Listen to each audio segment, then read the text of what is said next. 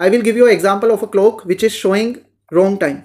ठीक है, अब क्लॉक कंसिस्टेंट है, 24 घंटे 7 दिन काम कर रही है, लेकिन उसका टाइम रॉन्ग है। ठीक है, तो वो कंसिस्टेंटली क्या दिखाएगी? रॉन्ग टाइम दिखाएगी, यानी कि कंसिस्टेंसी मैटर नहीं कर रही। अगर आप hi myself Satyajeet Panchal with the experience of 3 IAS interviews, and अगर आप यूपीएससी का ड्रीम लेकर आगे बढ़ रहे हो, then this video is going to be really game changer for you, because यहाँ पे मैं एक ऐसी चीज के बारे में बात करूंगा जिसके बारे में आपको बहुत ज़्यादा गलत इन्फॉर्मेशन दी गई है, एंड दैट इज कंसिस्टेंसी।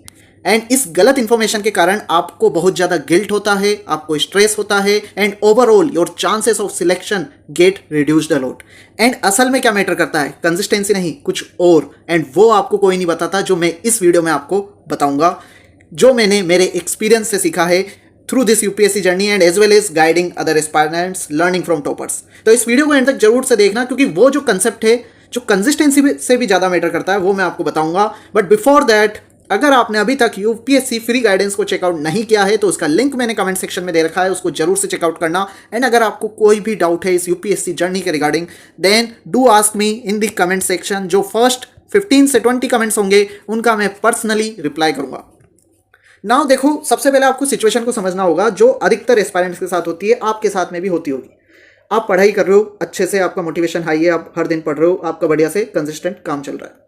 अब कुछ ऐसा हो जाता है, क्योंकि लाइफ अनप्रिडिक्टेबल है, कि आप 1 डे या 2 डेज आप मिस कर देते हो, और फिर इसके बाद में, क्योंकि आपने तो सुन रखा है कि आपको हर दिन कंसिस्टेंट होना है तभी आपका सिलेक्शन होगा, टॉपर हर दिन कंसिस्टेंटली पढ़ते हैं। ठीक है, तो आपको क्या होगा?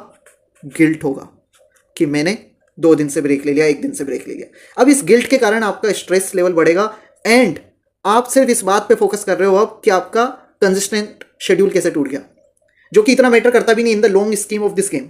ठीक है, एंड उसके कारण आप और ज़्यादा प्रोक्रेस्टिनेट करोगे, और वो 2 से 3 दिन 4 दिन ऐसे हो जाते हैं। काफ़ी सारे स्टूडेंट्स को मैंने देखा, उनके 7-7 दिन 15-15 दिन तक वो पढ़ते नहीं है। एक बार उनका मोमेंटम टूटा और फिर उन्हें लगने लगता है कि मैं तो भाई बहुत पीछे हो गया, और मेरा तो कैसे आगे बढ़ूंगा मैं।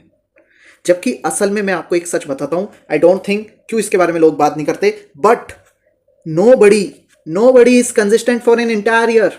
यूपीएससी का एग्जाम कम से कम 1 या 1.5 ईयर तक चलता है आपका टोटल प्रिपरेशन। क्या कोई साल भर तक, 1.5 साल तक कंसिस्टेंट रह सकता है? नहीं। आपको क्या लगता है जो वर्किंग प्रोफेशनल्स हैं वो हर दिन पढ़ रहे हैं? जो आईपीएस है, आईआरएस है, जो आईएएस के लिए प्रिपरेशन कर रहे हैं, क्या वो हर दिन पढ़ रहे हैं? That is not true.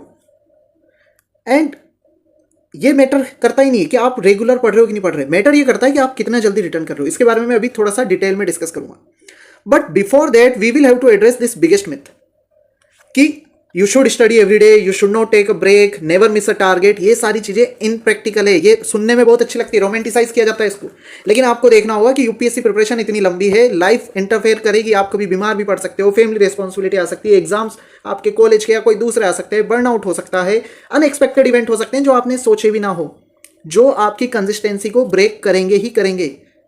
तो टारगेट हमारा ये नहीं हो सकता कि कभी भी कि कोई इंटरप्शन ही ना हो, कोई जीरो इंटरप्शन हो, कोई भी बेड डे ना है। अगर ये सोच के बैठोगे तो आपको हमेशा स्ट्रेस होगा, क्योंकि वो सारी चीजें तो ब्रेक होनी है। आपका ये टारगेट होना चाहिए कि प्रोलॉन्ग्ड डिरेलमेंट ना हो, यानी कि बहुत लंबे टाइम तक हमारा ब्रेक ना हो। तो आपको बस खुद से पूछना है कि लास्ट ब्रेक जब आपका था तो क्या आपने पूरी प्रिपरेशन से आपको नुकसान हो गया, या फिर असली नुकसान आपको मोमेंटम का हुआ और उससे आपने बहुत ज़्यादा गिल्ट लिया और फिर वो बहुत लंबा हो गया। आप खुद से ये सवाल पूछो, और जो भी जवाब आता है that will give you a clarity कि कंसिस्टेंसी से ज़्यादा प्रोलॉन्ग डिरेलमेंट आपका इशू है। अब देखो, सबसे पहली चीज़ यहाँ पे कंसिस्टेंसी को भी मैं थोड़ा प्रैक्टिकल वे में डिफाइन करूँगा। अधिकतर लोग कंसिस्टेंसी को समझते हैं कि भाई डेली पढ़ना है, कभी मिस आउट नहीं होना, स्टे ऑन द ट्रैक, ठीक है, और रेगुलर जो स्ट्रिक होती है वो बनती रहनी चाहिए, परफेक्ट स्ट्रिक होनी चाहिए, तभी आप कंसिस्टेंट हो। मेरे ओपिनियन में this is impractical, useless definition. ठीक है, असली डेफिनेशन ऑफ कंसिस्टेंसी इज कि आप पढ़ाई करना आपने शुरू करा, आपका रेगुलर शेड्यूल चल रहा है, अब लाइफ में कोई इशू आ गया और आपने कुछ डेज मिस कर दिए, आपने फटाफट से रिकवर करा, रिज्यूम करा पढ़ाई को, then you are consistent. This is the real practical definition of sustainable consistency. ये एक परफेक्ट ग्राफ नहीं होगा, लेकिन हाँ, ओवरऑल जो आपके नंबर ऑफ डेज हैं, जो मोमेंटम है, वो ऊपर की तरफ जाता जाएगा। एंड दूसरी चीज आपको समझनी होगी कि कंसिस्टेंसी ही मैटर नहीं करती। I will give you example of a clock which is showing wrong time. ठीक है, अब क्लॉक कंसिस्टेंट है, 24 घंटे 7 दिन काम कर रही है, लेकिन उसका टाइम रॉन्ग है। ठीक है, तो वो कंसिस्टेंटली क्या दिखाएगी? रॉन्ग टाइम दिखाएगी, यानी कि कंसिस्टेंसी मैटर नहीं कर रही अगर आपकी डायरेक्शन ही खराब है। तो आपको सही फीडबैक मैटर करता है, आपकी स्ट्रेटेजिक कंसिस्टेंसी मैटर करती है। फॉर एग्जाम्पल कोई स्टूडेंट है, वो इन्वायरमेंट में अच्छा है ऑलरेडी, ठीक है, लेकिन वो इन्वायरमेंट को पढ़ता है 3 घंटे देता है, एक्सट्रीमली कंसिस्टेंट है, और उसका पॉलिटी जो वाला सब्जेक्ट है वो वीक है और पॉलिटी का वेटेज ज़्यादा है, वहाँ पे अगर वो मेहनत करेगा तो उसे ज़्यादा फायदा होगा। अब आप बताओ क्या उसकी कंसिस्टेंसी उसे हेल्प कर रही है? आंसर है no, it is not helping him, because वो डिसिप्लिन तो है लेकिन उससे कुछ फायदा नहीं हो रहा, क्योंकि वो ऐसे टॉपिक पर फोकस कर रहा है जिससे उसको ज़्यादा रिटर्न नहीं मिलेगा। तो कंसिस्टेंसी से ज़्यादा आपका प्रायोरिटाइजेशन मैटर करता है, ठीक है। आज आप खुद से पूछना कि आप कंसिस्टेंटली ऐसा क्या कर रहे हो जो कि आपका हाईएस्ट प्रायोरिटी टास्क नहीं है। This question will be more valuable then asking कि मैंने कितने घंटे पढ़ा। कितने घंटे पढ़ा वो मैटर नहीं कर रहा, आपने ऐसा क्या पढ़ा जिससे आपके मार्क्स में सबसे ज़्यादा जंप हो। दूसरी चीज़ आपको ये और समझनी होगी कि यूपीएससी गेम अब चेंज हो चुका है। अब क्वेश्चन अनकन्वेंशनल है, आप एडवांस में बहुत ज़्यादा प्रिपेयर कर भी नहीं सकते, लेंथी पेपर है, अनप्रिडिक्टेबल है, ठीक है। Conceptual understanding, integration of static current affair, इस पर फोकस हो रहा है।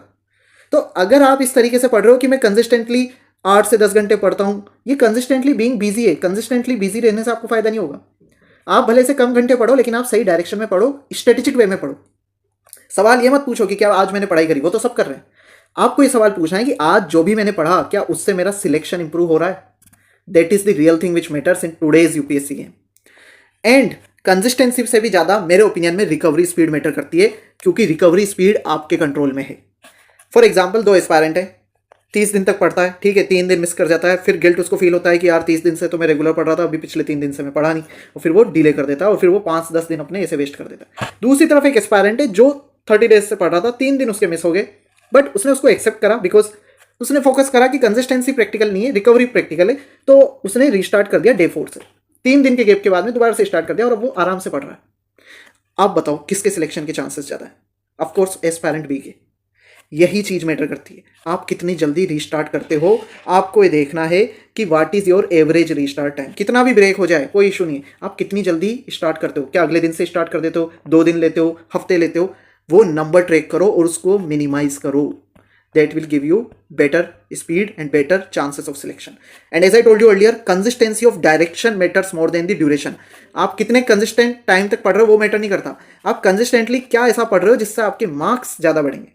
जैसा मैंने बताया था, अगर वही एस्पायरेंट इन्वायरमेंट को छोड़ के जिसको 3 घंटे दे रहा था, 2 घंटे अगर पॉलिटी को दे देता जो उसका वीक था, उसको ज़्यादा फायदा होता, उसके सिलेक्शन के चांसेस ज़्यादा बढ़ जाते। तो ये मैटर है कि स्ट्रेटेजी आपकी ज़्यादा इंपॉर्टेंट है। आप कितना पढ़ रहे हो, कितना कंटिन्यूसली पढ़ रहे हो वो मैटर नहीं करता। Right strategy which you will get through feedback, analysis of toppers, through these videos which I am sharing over here, वो ज़्यादा मैटर करता है, ठीक है। ओवरऑल बोनस इंसाइट यही है कि आप स्ट्रीक बनाने पे फोकस मत करो, आप रिटर्न हैबिट पे फोकस करो।